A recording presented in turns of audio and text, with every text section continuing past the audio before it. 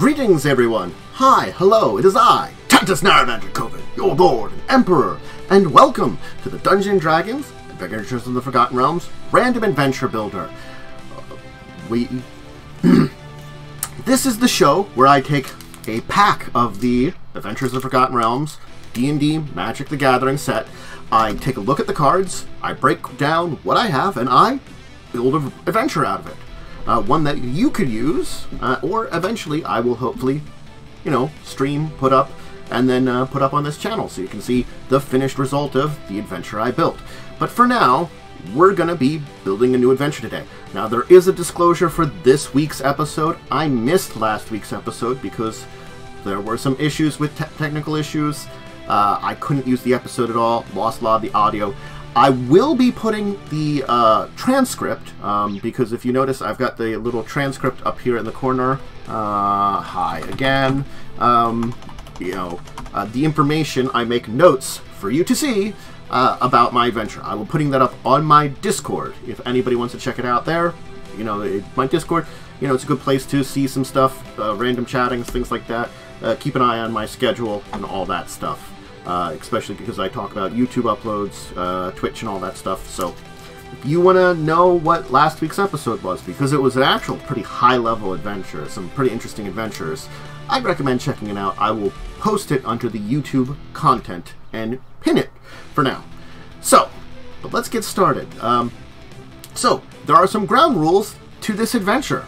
I have a set of ground rules for myself that are about what I'm doing here. I have to use every card in this pack, including the token, any dungeon cards, lands. I have to at least have 3 encounters that I come up with an idea of what those encounters are. I have an idea of whatever the kind of dungeon is, the layout of it, what kind of dungeon, what kind of place they're exploring, and I have basic rules for all the different types of enemies that they can fight, or the card types. So when I see a card type, I have some basic rules how I can use it. From planeswalkers to legendary items to everything, got an idea of it is. I will also include, some basic ideas of the level of the adventure, and any kind of card abilities and lore. I sometimes look to them to see if I can get some ideas. I'm going to try to do that, to get an idea of what's going on with some of these things. But using them, it's the idea and the basic concepts of the cards that are going to be very important. The other thing is, over to the side here, you can see that I will be throwing up images of cards. These are the cards. I'm going to show them off here, so you might not see them here when I'm showing them off on the camera, but I'm going to draw them up and throw them up over there. So we'll chat about that while we're doing it. So first things first, though, why don't we open this pack and see what's in there? That's pretty important. See what's in this pack. So we're going to take this here. We're going to open up. We're going to see. Alright. That's going to be our first big thing here. I can say I got a token right away. I got a dungeon. But the good news about this dungeon is it's a different dungeon. I've been getting a lot of, what's it called? Tomb of Annihilation. So we got a spare dagger. I'll bring up these cards a little later. We got Fate's Reversal. Okay, Fate's Reversal. I can see that being useful. We can look at that. Circled Moon Druid, okay. That can be very easily an NPC or an opponent. A Gloom Stalker, okay. We'll draw up all these cards then eventually. Scion of Stygia, okay, it's a Tiefling Shaman. Like a Tiefling Warlock probably would be best to say, or Shaman. Ooh, Dragon's Fire. Is it literal or figuratively? Feign Death, okay. I can see something for the Feign Death. A Clattering Skeleton. Or Clattering Skeletons. There's some good enemies there. Then a special looking card for a Arborea Pegasus. That could be like an encounter that's more of a peaceful one. A Keen-Eared Sentry. Ooh. Bag of Holding. Alright. So we got a Lightfoot Rogue. Could be an opponent of some kind. Ooh. Mind Flare. That certainly could be an opponent. And a Ranger's Longbow for a holographic. And then we're mountain-based. We're not just mountain-based. This seems to be underground mountain base. And of course we've got the Lost Mines of Vandalar as our dungeon card with a skeleton token on the back. We already have the Chattering Skeleton, so, I mean, the token, it kind of can combine with that there, but we haven't done a mines, so we could have a mines exploration of some kind. Certainly that would be a adventure. Let's take away the red dragon here as we chat for a moment and I get these cards together. So, yeah, I think the idea of the mountain and honestly the mines it comes up with a very good kind of basic idea of where to start. Certainly, I get the feeling that it might be pretty good to put us in like an old a mining town of some kind, because a lot of this here does scream we're going to be going someplace. There's a lot of like more people-based cards, so it sounds like this sounds like a very NPC style or heavy, I should say, adventure, rather than just a lot of combat. So what we're going to do here is I'm just quickly getting together the cards here, of course, as I said, and then we're going to take a look at all of them and kind of break down where we're going to be using them. We'll make notes or two, of course. That's very important, so that you guys, folks, you know, the notes here are good for me as I'm going over them. The big things here that I think are very off on the difficulty are, of course, the Dragon's Fire, which is an instant, and the Mind Flare. Like, the Dragon's Fire, for my rules for instance, if I kind of go over them, I said, sudden things that happen in your game. The cards will be relied on heavily determined full effects, but expect in the use of sudden possible plans, altering ways for things. Honestly, I have a couple ideas for that. That maybe like it could be, rather than an actual dragon, it could be like a dragon statue, maybe that like breathes fire on the group, you know. So it's like a trap in a dragon statue. That could work there. The Bag of Holding, on the other hand, is also another wrench in the gears here. The fact is, the way I put it is, it's an important item or item given out at the start. Why would a Bag of Holding be given out? Bag of Holdings have a lot of use, but Bag of Holding in itself isn't a powerful item. You know, it holds a lot of stuff. My only thing is maybe there could be a good reason for it. I think what we'd have to do is we have to establish an actual reason why that would be something that the players would have. And of course, let's grab this mountain here. And the mountain here is, of course, let's get the right version of it. There we go. So that's the version of mountain with. Once you've ventured deep into the heart of the mountain to determine what can calm its quaking rage. Thing is, I want to use the basic land, and this is a great place to start, because it's going to start us with our adventure. So I'm thinking with our adventure, we're going to be doing abandoned mines, mining town, maybe a dormant volcano. These are like some notes that I'm making, and let's make it. Let me check something here. Of course, as I always do here. Usually, when I'm working with stuff, I like to check the challenge of certain things because I don't always know. D&D 5e Mind Flare. What is the challenge of a Mind Flare? These are questions that are really good to ask because it gives me an idea when I'm using a Mind Flare directly. It's a challenge 7. Okay. So normal Mind Flare would be challenge 7. Honestly, that could be workable. I always feel like you could probably get like 2 challenges higher than a group, so 5 or 6.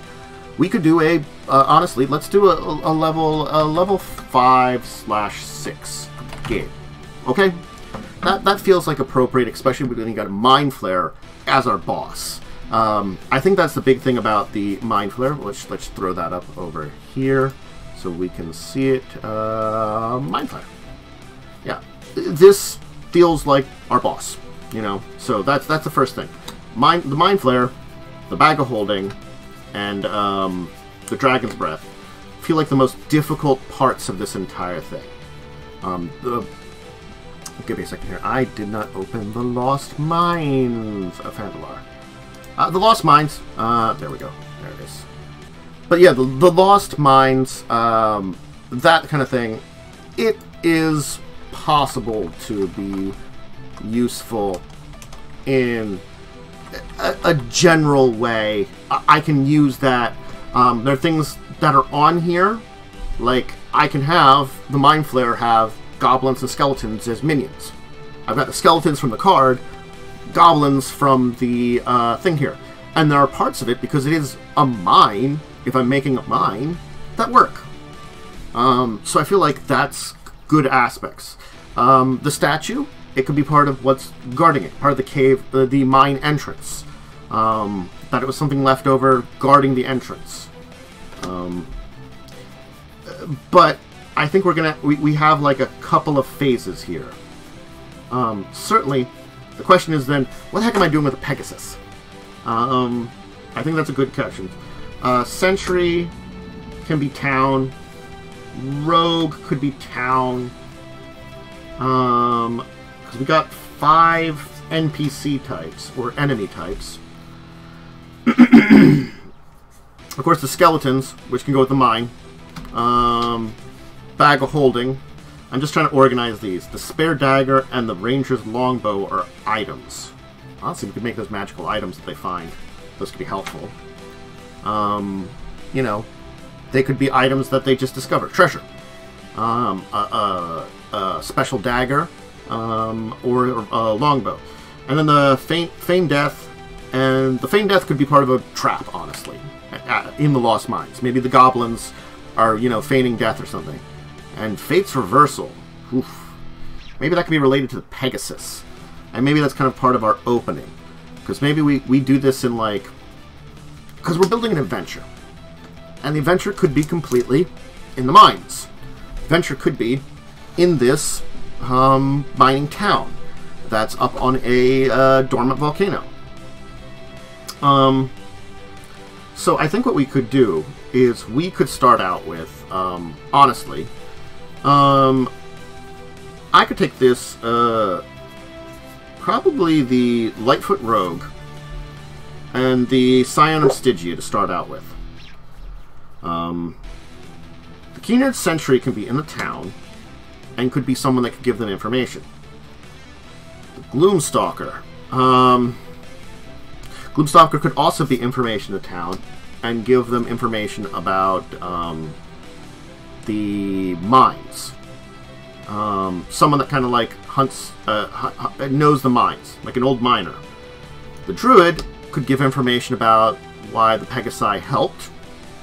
And I think, okay, I think I got an idea of the story I'm telling as I drop a Bag of Holding. And that's the thing is, I think I have an idea already. I'm looking over all these cards, and the brain is coming together here. So let's start by talking about the mountain, because the mountain's going to be big. We've already established it's a mining town. It's in around a dormant volcano, and I think the villainous plan is the Mind Flare is planning on using some kind of dark ritual to awaken the volcano. Kill everybody in the town and enslave the survivors. There you go. Villain. Oh, that's villain. Villain plan. Awaken volcano. Destroy town. Enslave survivors. So that's what we got right now, and actually that's using our mountain here. So I'm actually using the quote on here too. It's caves. It's the mines, and it leads to caves. Mines connect to caves. Alright, so we've kind of established our setting here. We've got our PCs are going to come in to this area. They're going to get into a fight, be saved by Pegasi, for reasons. That's our Fate's Reversal. Get to town, learn about the Pegasi, learn about what's going on, learn about the mines, get sent into the mines. We have our items there, which are magic items to help them out. We've got that they'll have some skeletons, some goblins. We've got a fire trap. The goblins will have a trap based on that. They have a boss and a mind flare. The bag of holding. That's a thing. We could have the dagger actually be part of the... I'm going to put the cards out as I kind of like finalize these thoughts here. So I'm just kind of starting out here. Okay, I got an idea where to put the dagger. And I actually think I have an idea of where to put the Gloomstalker. And maybe, rather than the Pegasi saving the day,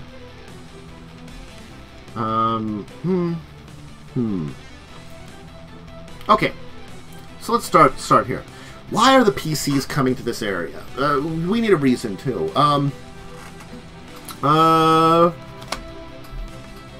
Let's say that following rumors of an important mine shutting down mysteriously. So there's an important mine shut down mysteriously. No one knows why.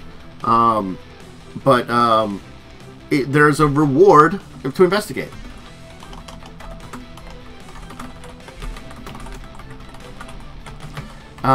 Town difficult to get to, high in dangerous mountains. There we go. So now we have a reason why it's sort of like a cut-off town area. So we start with our, well, honestly, the ambush. So as the PCs are heading into town, they are ambushed by a number of rogues. So they'll be ambushed by rogues with poison daggers, led by a scion of, like, this is like, you know, okay, death touch. They I'm kind of using the idea they're poison using rogues. That's the Lightfoot rogue here. So that's why we're having ambush by poison-using rogues. And then the Scion of Stygia, right here. Tiefling Shaman. I feel like, ice-wielding.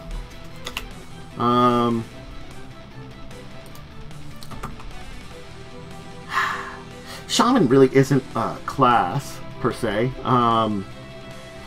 Led by a, Tiefling, I guess Warlock, that uses ice magic.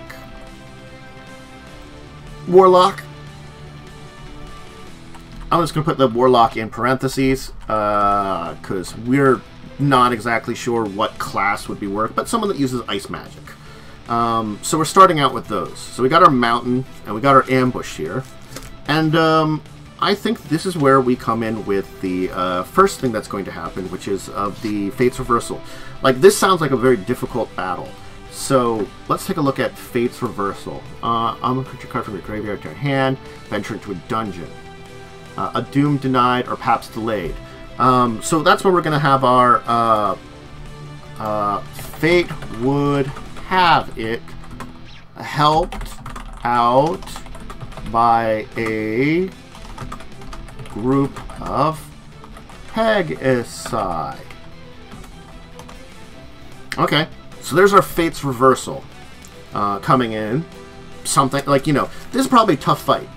Make it a tough fight. Like a number of rogues, they're ambushing them. You know, maybe, you know, he can cast Cone of Cold. That'd be very dangerous to 5 or 6 level characters. And let's take a look at the Arbral Pegasi. I've got this version of the card, so we want to see this card. So that's what we got.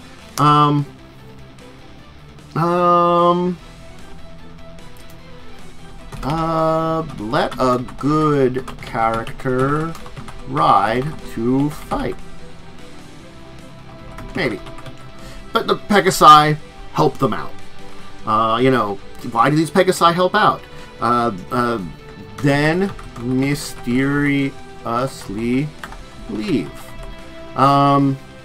They could be magical Pegasi that have the extra ability to sense, like, the goodness in people, and if your most adventuring parties, especially ones that you're building that, like, if I told a group of people, hey, you're investigating this thing, there is a reward based on it, but, you know, it's an adventure, very adventuring thing, they tend to lean towards a good party. So I think that's what it is. But, so that's where we're having our Pegasi come in, but we're also having our spare dagger come in here. The leader has a, oh, actually, all the members of the ambush have daggers with mysterious symbols on them. Because the idea is, this group here, working for the Mind Flare, they're specifically ambushing anybody who's coming into town. That's the point of it. They're trying to keep people out while they do their thing. But this is a sign of that. This is a sign of that group. So, head into Mining Town. Meet, then we have our Keen-Eyed Sentry, which is, where in this list is the Keen-Eyed Sentry? Do I have it out? Did I get it out? Oh, there it is. Keen-Eyed Sentry. So the idea is, like, you know, it protects you. So I like the idea that you have hexproof. I mean, I think what it is meet a leader of the town watch, knows something is up, can't do anything about it themselves. So the town watch, the person meets it and knows something is going on, is probably aware that a organization took over mine, killed many miners, probably related to the rogues. Similar symbol on them. So, like, the symbol matches it. And there would be, if there's 2 points of time. If ask about mines led to old miner, which will be the Gloom Stalker, you know, who will give them knowledge. The old miner gives them some knowledge about the mines. The old miner can warn them about a few things in the mine. So that's the thing. Is like if you look into that, maybe you need to convince a bit. If promise to get revenge slash reopen the mines, will lend you his bow, his magic bow. And this will be a Dwarf Miner. So that's our Gloomstalker. You know, I think this combines it with the Ranger's bow because this is a Dwarven Ranger. And the idea that when you look at that, that screams like, you know, he's using picks. He's a miner. You know, he's trained, but, you know, in these more rugged areas. These are rugged mines. And we combine that with the ranger's longbow, which can be, you know, a very powerful special longbow. He's like, hey, here, use my bow. It might come in handy, but you have to earn that. The Pegasi, as a question, leads to a local druid who makes potions and medicines for the miners. That's what he originally did. That's where our Circle of the Moon druid would come in. Can inform about rumblings in the mountain. Not natural. So the thing is, that's another place of information. You know, your PCs don't have to take these routes. These are two routes they can take. They could go straight into the mines. But, you know, these are two different routes they could take. And, like, you could give them something for each. We have this druid NPC who's like, hey, you know, here's some information about the mines. Here's they're not doing good. Yeah. And the thing is, like, I think what you could do is you could, you want to do something with their abilities. You know, he's a circleman bear form, you know. Can organize the local Fey-ish creatures to deal with some of the ruffians. So more of those gang members, you could say, like, maybe there wouldn't be a gang encounter. You could have another encounter with the gang if you don't. So if you don't do these two things, less aware about the mine. And honestly, there's where we can come in with things. Maybe the Dragon's Breath trap, you learn about if you go to the miner. Maybe one of these rooms, the mine tunnels, has ruffians if you don't deal with it. Let's say that. So let's then move on. Talk to both make dungeon / mine easier. There you go. So let's look at the lost mines of Vandalar. So we have cave entrance, goblin lair, mine tunnels, a storeroom, a dark pool, a fungi cavern, and the temple of Domithion. The temple, honestly, let's do something else with that. That could be the ritual chamber of the Mind Flare. The Feigned Death can go with the Goblin Lair. We're going to alter it a little bit. In the Dark Pool, we can put some skeletons. The Storeroom, we can put a bag of holding. And the Dragon's Fire can be in the cave entrance. The tunnel can have extra guards in it. So, let's start with the entrance.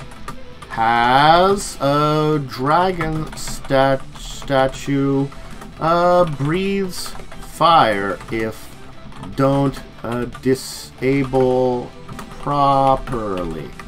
So yeah, that's where our dragon fire comes in, because it's hard to have an actual dragon, you know. But like, so we have the dragon dragon, it breathes fire on them. It basically replicates like a I don't know, like a young red dragon breath? Question mark? I'd have to check red dragon 5e. Young red dragon. What's yours? Young red dragon. Here's a question I don't know off the top of my head. Also, it is challenge 10. Ooh, no, wormling. I think it was a wormling. Yeah, red dragon wormling. There we go. That's challenge 4. There we go. 76, 50-foot cone. Wormling red dragon. Yep. Wormling red dragon breath. That is much more doable. So yeah, so going back to our Lost Mines, we have our breath weapon thing. Goblin lair. We have our Feigned Death. So let's take a look at Feigned Death. Fun turn creature gains when the creature dies from the battlefield tapped under control with a +1/+1 counter. So honestly, oh, whoops. I accidentally hit something and messed it up. So dead bodies in amongst our living goblins, pretending to be dead with poison weapons. Also, some hiding. You gotta use a bunch of goblins because they're just gonna be goblins. They're not gonna be that threatening. But this way we can use the Feigned Death. It's basically a trap was set for anybody that comes in. And honestly, they might be aware that they're coming in. You know, the PCs have been doing stuff, making themselves aware. And then let's go back, of course, to Lost Mines. In the mine tunnels, another bandit group, maybe smaller,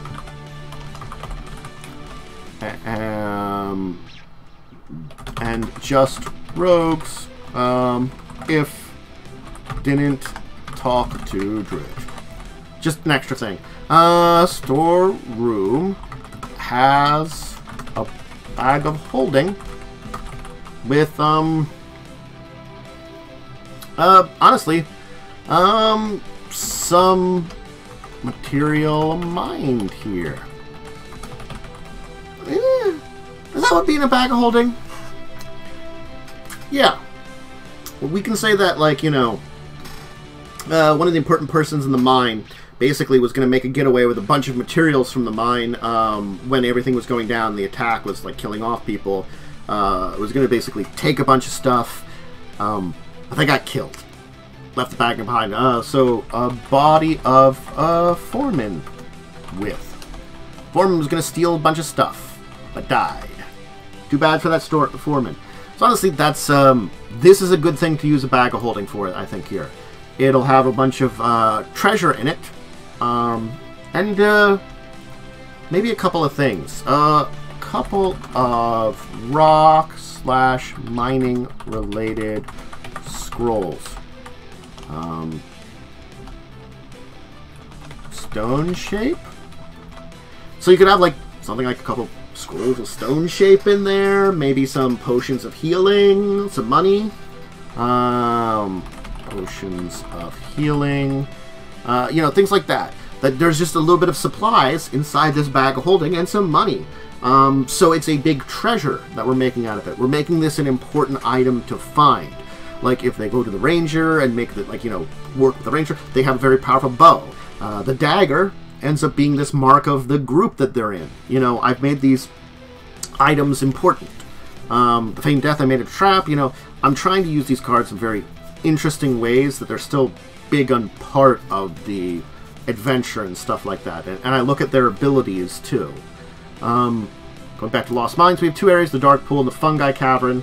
So then find caverns slash caves off of mines in a pool of water, underground lake, skeletons. Attack anyone who tries to cross on a boat that's there. Or go to shore. So that's where our clattering skeletons will come in. And the skeleton token, that's of course on the other side of the Lost Mines. Skeleton token. You know, you can also use some more skeletons in the, honestly, the fungal room. So this kind of thing is like, you know, probably the, bandits have a way of crossing the river. They know they'll cross this lake here. On the other side, some caverns filled with fungus and more skeletons. Just to be more of the skeleton tokens. You know, we can make it that it's like the grasping dead of the water. Make it less of like a direct encounter, more indirect encounter, maybe. Kind of make it, yeah, like this here, more indirect. Hazard, maybe, with a few that attack. Yeah, make it kind of hazardous. And then, of course, ritual chamber / lab with mind flare boss. And that's where we end it up. Honestly, the mind flare is the mind flare. It has dominate monster. Share your thoughts with me for all, you know. It's like I don't have to do a lot with that. The chattering skeletons, the clattering skeletons, I mean, that's why I wanted to do a little bit more rather than just have it direct encounter, because the way it says, those who die in the dungeon become its guardians. Maybe that's what a lot of the enemies of this group have happened. They kind of toss them in the water, and there's something about this place that turns them into skeletons that you have to deal with. What's the alternate card version of this? Ooh, that's kind of cool. And then, of course, the Mind Flare boss, and then, you know, that's it. You save the day. That's it. Pretty simple, honestly. I think that feels really good. We honestly went through everything pretty efficiently and built a good adventure. You know, it's like, this was a one that it had a couple of curveballs. The Dragon's Breath, the Mind Flare, the Bag of Holding, and the Pegasi were our curveballs, I gotta say. But combining together and looking at them, we're able to take these aspects and build an adventure. So let's kind of go over what we got, you know.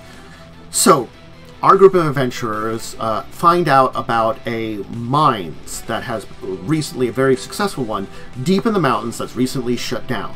No one has heard anything from that town up in the mountains. But there has been a reward posted by the mining people that own the mining company for someone to go venture and to look into it and come back with appropriate information that would allow the mines to reopen. Mountain.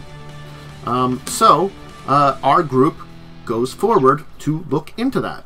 Of course, along the way, while they're along this very windy and difficult road, they are attacked by a group of rogues.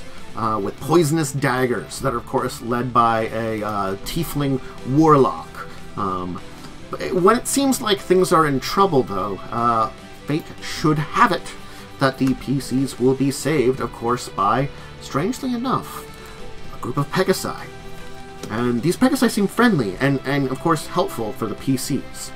Once the rogues have been defeated, though, they'll discover on one of their bodies a spare dagger that holds a mysterious symbol on it. Not knowing what this symbol means or where to find out about it, of course, they head for the mining town, where they will meet with one of the people that looks after the town, a sentry, basically a leader of the town watch, who can inform them of a few things. Inform them that a group of rogues were responsible for killing off the people in the mine and taking it over. It's unsure if they're just bandits or if they're working for someone, but they carry that same symbol. If the PCs ask enough questions, they will learn about two people in town that might be able to help them. The first is an old miner, one of the people that survived it. Of course, this miner here keeps to himself and just wanted to work at it. He's got a history to him. He liked working in the mines and stuff. Knows a thing or two. Protected a lot of the others, especially from monsters from the deep, this dwarven ranger. As you talk to him and work with him and learn about a few things, and including if you do talk to him, you learn about the dragon trap and how to get around it, you can convince him to give you his longbow. He'll let you borrow it. He says, here, if you're going to clear out the mines then, get revenge on these people for it, use my bow. It's powerful. And let's make it a decent magic weapon, like a +2 bow, or maybe a +1 bow with a special ability or something or other. You will also learn you can speak to the local druid, who runs the medicinal shop for the miners, but also is in touch with the local wildlife up here, and would know a thing or two about the Pegasi. Certainly, you know, going to this druid, you can learn about that the mountain, something unnatural is causing the mountain to become active again. It was an old volcano that long since died off. You know, volcanoes become active again, but still, you know, volcano hasn't been active for many centuries, and something unnatural is causing it to become active again, or is trying to. You can organize it that, you know, if you agree to help basically figure out what's going on, and, you know, he worries that it happened around the same time that the mines were taken over, then yeah, maybe, you know, when you look into it, he can help you by taking out some other of the mooks, some of the other bandit types that are around the area. This allows you to head into, of course, the mines. And the mines, we have defined every room in this mine. First off, the cave entrance, of course, has the dragonfire trap. The one that, if you talk to the ranger, he'll warn you on how to get through. If not, a wormling's breath attack is coming at you if you're not careful about it. Of course, the goblin layers, a number of goblins working for the Mind Flayer, have hidden amongst themselves against some of the rotting corpses of their victims, and await for the PCs to arrive or springing attack with poison weaponry, hoping to take them out. If they keep exploring, of course, they can head to the mine tunnels, where if they hadn't worked with the druid, there will be some more rogues. And eventually to the storm room, where they'll find the bag of holding, which has in it some treasures, some items that were used, some magic that was used for mining, some healing potions, and honestly some treasure, like some ore that was basically going to be taken by the foreman before he was killed. His body is in here. As they continue exploring, they'll find an underground lake where some of the Mind Flayer's victims have been thrown into. Dark magics in the area has risen them as a bunch of clattering skeletons, and some of them are trying to, if you try to cross this boat with this lake with a boat, if you don't have the way the rogues get across, some of them reach up trying to grab you or claw at you, and some of them attack you when you get to the other side on the shore, and certainly when you get to the fungal fields that you have to deal with, which are kind of have these like nauseating areas. There's some more skeletons and amongst there you have to deal with. And eventually, though, you find your way to where the Mind Flayer is, where he's doing his ritual to awaken the volcano, as he plans to use the volcanic eruption to destroy the town, and any survivors he will enslave. And, you know, be able to, honestly, that's probably his plan. Like, that sounds like a villain plan. Is there more to it? Maybe. Not important enough. It's the current part of his plan. If you want to develop more of his plan after that, that's it. That's our set of cards. And that sounds like a fun one. It certainly feels like a 5 or 6 level adventure, with going after the Mind Flayers and thing, you know, as a big boss at the end, dealing with, you know, another mountainous terrain with mines and stuff. I like this one. I like a good adventure like this. It feels like a solid one that we kind of developed, and, you know, using the Lost Mines, I did it successfully. So, but, you know, hey, another one for the books. I feel we used a lot of the quotes on the cards, a lot of the card abilities pretty well in developing these. So, I think we're going to leave it off here. I thank everyone who joins us today for, you know, checking out this video. I hope you enjoyed the random adventure I put together. Again, if you want to use this adventure or any kind of version of it, go ahead out there. I will be posting the Lost episode, its transcript, as I said, in my Discord, so if you want to check out what was going to be last week's episode, go ahead and do that. The previous episode that I was going to have. Otherwise, remember, you know, basic YouTube stuff like comment, share, subscribe, all that kind of stuff. Great to help the channel and support it. And make sure to check out a lot of my other content. I got a lot of my games that I do live on Twitch, my RPG games, and you know, all that other stuff. And check out everything that comes up on here as I go. So anyway, until the next time I do one of these, until the next time you join me, I bid all of you out there a wonderful and enjoyable farewell.